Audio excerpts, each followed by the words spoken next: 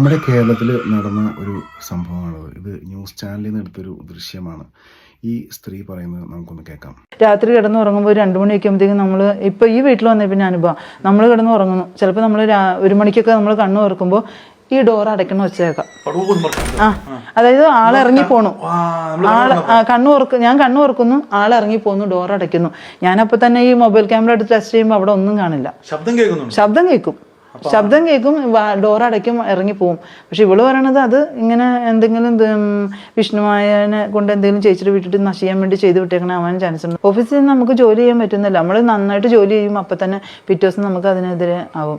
എൻ്റെ ഒരു സാർ എന്നോട് പറഞ്ഞു, സീനനെ ഞങ്ങൾ പുറത്ത് ഹെൽപ്പ് ചെയ്യാമെന്ന് പറഞ്ഞു. എന്തെങ്കിലും രീതിയിൽ ഹെൽപ്പ് ചെയ്യാമെന്ന് പറയുമല്ല, 2 ദിവസം കഴിയുമ്പോൾ സാറിന് അറ്റാക്ക് വന്നു. അതെനിക്ക് ശരിക്കും നമുക്കൊരു ദുഃഖത്തിൽ നമ്മളെ ഒരു സഹായിക്കാൻ വരാന്ന് പറഞ്ഞവർക്ക് സഹായിക്കാൻ വന്നവർക്ക് വരെയും പറ്റുവാണ്.